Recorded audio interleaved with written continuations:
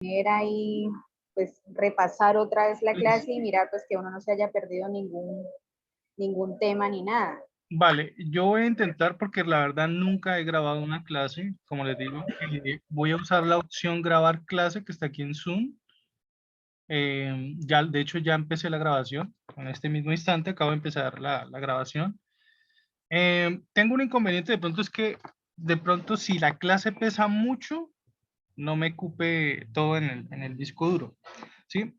Pero pues obviamente yo voy a pausar la grabación cuando lleguemos cerca de los 45 minutos, ya llevamos 20. Pauso la grabación, miro cuánto más o menos cuánto está pesando la grabación y subirlas a YouTube.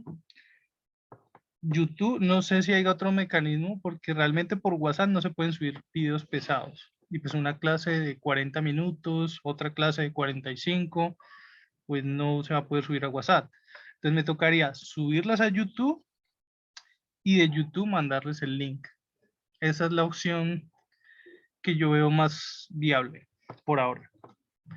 Bueno, entonces, volviendo acá, les decíamos que en este instante ella nos acaba de mencionar todas las funciones que cumplen las proteínas en el cuerpo humano, ¿sí? La hemoglobina tiene la función de transporte, ella transporta oxígeno, pero vamos a ver que diferentes proteínas tienen diferentes funciones, ¿sí? Ella aquí las acaba de mencionar, todas las funciones que cumplen las proteínas en el cuerpo humano. Muy importante es más adelante cuando veamos otros temas. Y en el caso del prión, pues va a ser importante porque el prión de por sí es una proteína. Indispensables para la célula que realizan prácticamente todas sus funciones. Forman sus estructuras, realizan las reacciones químicas necesarias para la célula, transportan moléculas por el organismo, regulan la división celular, nos ayudan a defendernos. Profe, disculpe, no veo el video. ¿No ve el video? No, señor. A ver, Yo sí. está como raro eso, que algunos lo puedan ver y otros no. Vamos a ver. Voy a pausar la captura de pantalla y vuelvo y la comparto, ¿listo?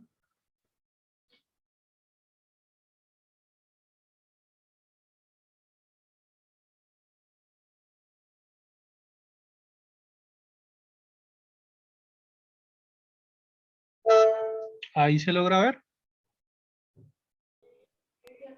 Sí, señor. Sí, profe, ahí veo algo. Podríamos decir Bueno. que si la célula fuera... Yo lo estoy mirando también. Gracias. Bueno, listo. Voy a maximizar acá.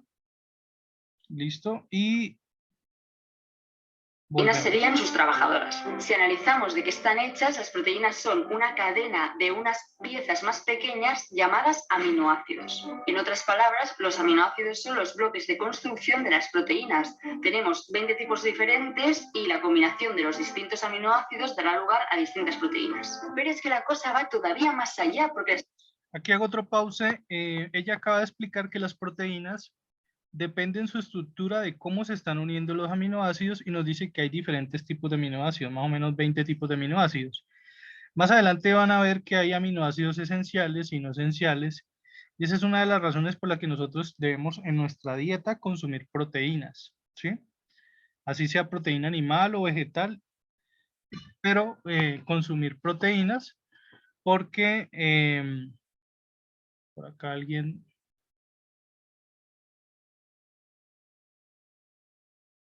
se salió. Bueno,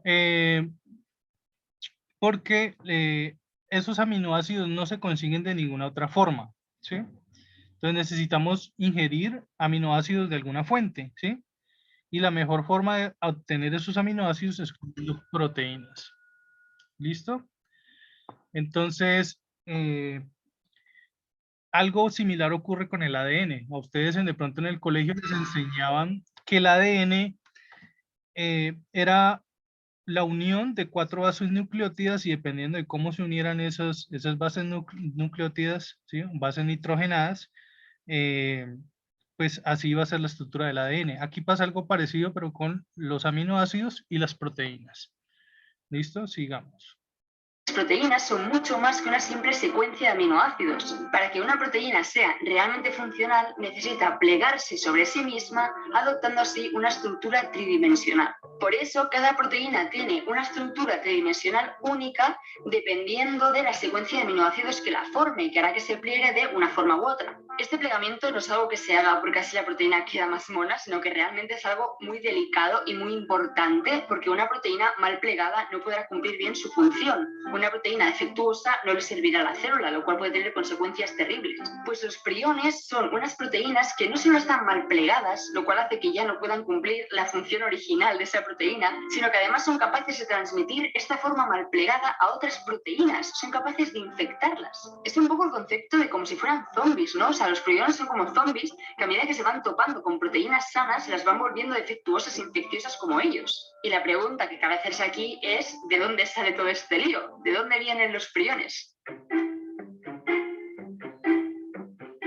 Hay que entender que los priones son formas anormales de una proteína normal.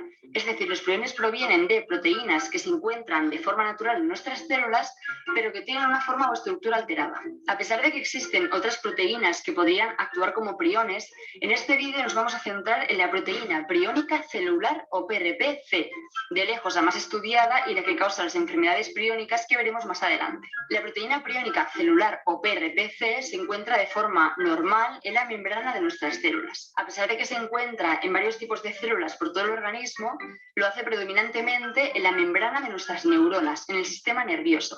Y esto es algo clave. A día de hoy no se conoce todavía cuál es la función de esta proteína, cosa que es relativamente frecuente en biomedicina, pero se cree que no tendría una sola función, sino varias, dependiendo de la zona del cuerpo en la que se encuentre. Por ejemplo, en el sistema nervioso se cree que esta proteína interviene en la transmisión del impulso nervioso entre neuronas, y a más grandes rasgos en procesos como la memoria o los ciclos de sueño y vigilia. Y hasta aquí todo bien, ¿no? O sea, tenemos una proteína que realiza varias funciones en varias zonas del cuerpo, bla, bla, bla, hasta que nos la lía parda. Cuando la proteína priónica celular, cuando la PRP-C sufre un mal plegamiento, da lugar a una forma patológica o infecciosa de esta proteína llamada PRP-SC. El cambio de PRP-C a PRP-SC es porque la C se refiere a celular y la SC se refiere a scrapie, o tembladera en español, que es una enfermedad priónica que ocurre en ovejas. Una cosa que me costó mucho entender cuando preparaba este vídeo es que la proteína priónica celular sea la proteína normal de nuestro cuerpo. O sea, no es el prión, que dices, ¿por qué la llamas proteína priónica celular si no es el maldito prión? Es la PRP-SC la que es el prión, porque es la proteína mal plegada. Esta versión maligna de la proteína, este prión, es capaz de transmitir ese mal plegamiento a otras proteínas y dar lugar así a una serie de enfermedades que terminan destruyendo el sistema nervioso. La forma en la que el prión hace que esa proteína normal cambie su conformación y se pase a tal oscuro, por así decirlo, y cause esa muerte neuronal tan marcada que produce, es todavía un misterio. Pero es que hay un problema más, o sea, no solo la proteína se pliega mal y es capaz de transmitir eso a otras proteínas, sino que la nueva conformación hace que estas proteínas tiendan a juntarse entre ellas y a formar agregados de proteínas chungas. Para que os hagáis una idea, hay un ejemplo muy bueno que es con una silla plegable. Podríamos decir que la proteína con la estructura correcta, la PRP-C, sería equivalente a una silla desplegada, pero que al cambiar su estructura, cuando pasa a PRP-SC, adopta la forma de silla plegada.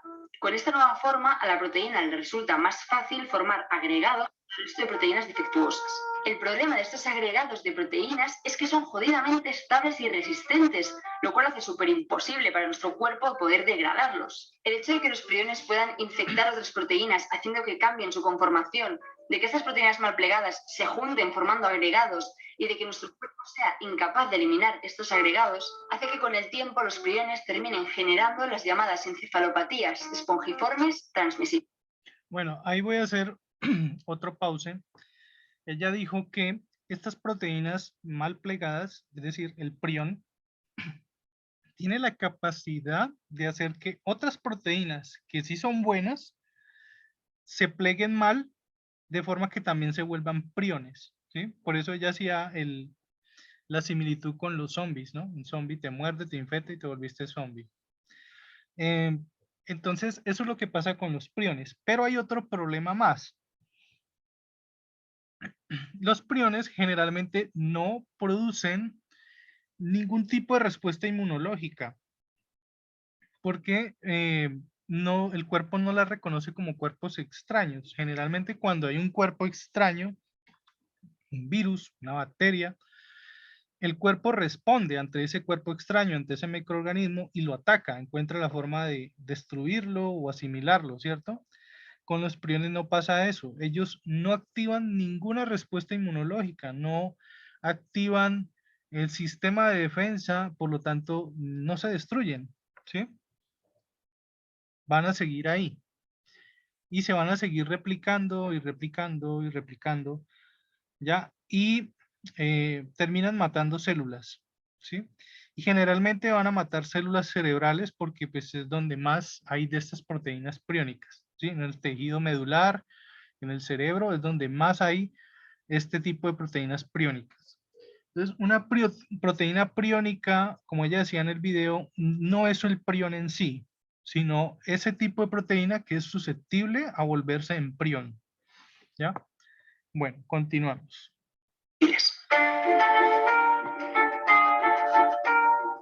Los priones causan encefalopatías espongiformes transmisibles, un tipo de enfermedades que se llaman así porque, uno, encefalopatías porque afectan al tejido nervioso, espongiformes porque los priones causan la muerte de las neuronas, que con el tiempo genera unas vacuolas o agujeros en el cerebro que le dan como apariencia de esponja y por eso se llaman espongiformes, y teletransmisibles porque se pasan de un organismo a otro. Estas enfermedades afectan tanto a animales como a humanos.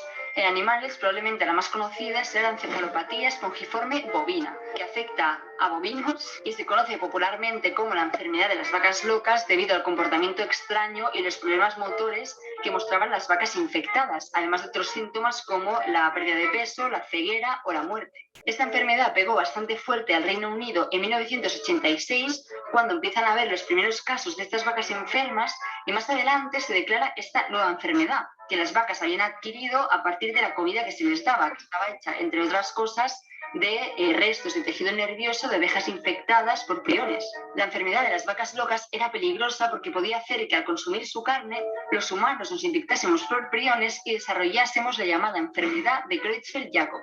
Esta enfermedad causada por priones afecta a los humanos y produce síntomas como una demencia que progresa rápidamente y termina con una pérdida de memoria, cambios en la personalidad y alucinaciones. Más adelante, los afectados desarrollan mioclono, que son movimientos musculares rápidos e involuntarios, algo parecidos a los que hemos visto antes con las vacas locas. A pesar de que podemos desarrollar la enfermedad al comer carne de vacas infectadas, esta no es la única causa y por eso existen varios tipos de enfermedad de Creutzfeldt-Jakob. Esta es la forma esporádica, que es debida a un mal plegamiento espontáneo de la proteína priónica. La familiar, que es debida a una mutación del gen que codifica para la proteína priónica, lo cual hace que la proteína ya se forme mal plegada.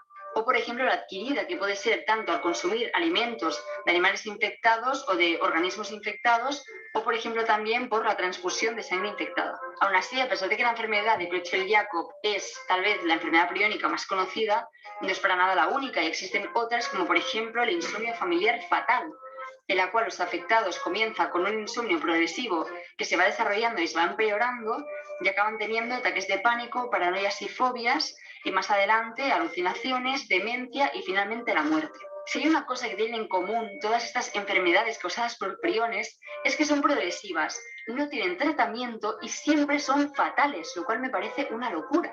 Al final lo que causan los priones es un deterioro progresivo del sistema nervioso, que se produce porque estos agregados de proteínas mal plegadas se van acumulando en el tejido nervioso y van causando la muerte de las neuronas, haciendo que al final se formen unos agujeros en el cerebro que le dan esa apariencia esponjosa y por eso se llaman encefalopatías espongiformes transmisibles. Aún así, el periodo de incubación de las enfermedades priónicas es relativamente largo, porque desde el momento de la infección hasta que aparecen los primeros síntomas pueden pasar años. Una vez aparecen los síntomas, la enfermedad progresa rápidamente, destruyendo el sistema nervioso y causando finalmente la muerte. Los síntomas de estas enfermedades, dependiendo del tipo, evidentemente, incluyen, por ejemplo, convulsiones, demencia, ataxia, que son problemas de equilibrio y coordinación, cambios de comportamiento y de personalidad. Pero es que ¿sabéis qué es lo más loco de todo? Que todo esto está causado por una proteína una pequeña molécula capaz de producir y de transmitir enfermedades letales. O sea, parece por un momento pensar en una infección, ¿no? Seguramente se tenga a la cabeza pues un virus, una bacteria, un parásito, que al final son microorganismos que intentan infectar otros organismos para sobrevivir, replicarse, whatever. Incluso si pillamos el más pequeño de todos ellos y cogemos un virus que apenas esté formado por algo de ADN, unas cuantas proteínas y una cápside que lo envuelva, por ejemplo, sigue siendo algo tremendamente más complejo que una simple proteína. Y que al final los seres infecciosos tienen pues ADN o ARN, que son instrucciones genéticas que guían un poco lo que tienen que hacer, pero la proteína no. En fin, si ya te sorprendía que... Bueno, chicos, ella mencionó 3 características principales de los priones, ¿sí? Dijo que eran progresivas, es decir, van a seguir empeorando y empeorando y empeorando. No se va a detener. No tienen tratamiento. O sea, actualmente no existe una cura para estas enfermedades. Y tercero, pues que son letales. O sea, generalmente causan la muerte de la persona, ¿sí? Esas son, digamos, las 3 características que tienen estas enfermedades. También nos mencionó 3 formas en las que se puede contagiar o adquirir un prión. ¿Sí? Aquí las mencionó. Número 1, esporádica, familiar y adquirida. ¿Sí? En el caso de esporádica es la más rara de todas.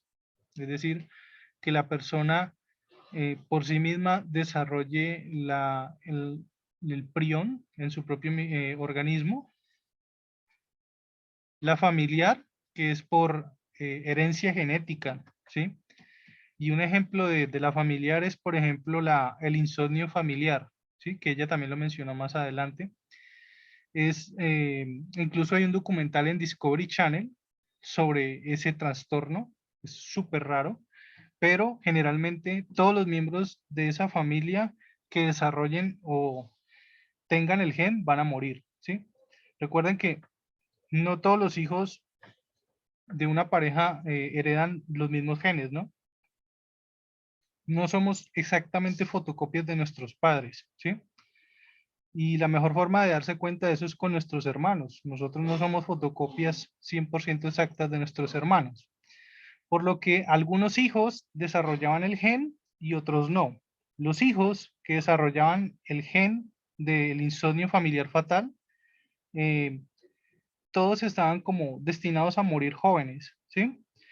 De niños de pronto no iban a desarrollar ningún síntoma porque otra característica que ella mencionó también es que muchas de estas enfermedades crónicas tardan años en manifestar los síntomas. Entonces de niños no manifestaban ningún síntoma de insomnio. Era cuando llegaban a la vida adulta, alrededor de los 30, 40 años, que empezaban a notar que no dormían, que no les daba sueño, ¿sí? Y como está comprobado, el no dormir trae implicaciones negativas para la salud, ¿sí? Y finalmente, pues las personas morían debido a eso, a que no podían dormir, ¿sí? Y el sueño estaba totalmente afectado y el responsable de eso era un prión, ¿sí? Un prión y lo desarrollaban porque ya lo tenían en sus genes, ¿sí? Bueno, y la última pero la adquirida, que es por consumir carne contaminada con priones. Y ella también nos mencionó un caso que fue el caso de las vacas locas, ¿sí? En el caso de las vacas locas fue un caso que ocurrió en el Reino Unido y era porque estaban alimentando a unas vacas con carne de oveja y esas ovejas ya estaban enfermas por un prión, ¿sí? Entonces la vaca, al ingerir carne de oveja, brutal eso, ¿no? Alimentar vacas con ovejas, pero bueno. Alimentaron esas vacas con carne de oveja y esa carne de oveja ya estaba infectada con un prión, ¿sí? Y las vacas desarrollaron el prión, ¿sí? Aquí fue donde ya habló de eso. ¿Qué pasó con esas vacas? Empezaron a mostrar unos síntomas como tembladera, bailaban, ¿cierto? Algunas se ponían incluso agresivas. Entonces dijeron, no, estas vacas están locas, ¿sí? Y lo que encontraron era que estaban enfermas por un prión. Posterior a eso, los seres humanos comieron esas carnes de esas vacas y se llegaron a registrar 200 personas que fallecieron, ¿sí? Pero obviamente no fallecieron al instante, por lo que vuelvo y les digo, estas enfermedades crónicas tardan mucho tiempo en manifestarse, ¿sí? Entonces, lo que ocurrió fue eso. Chicos, vamos a hacer una pausa porque ya se nos acabó el tiempo.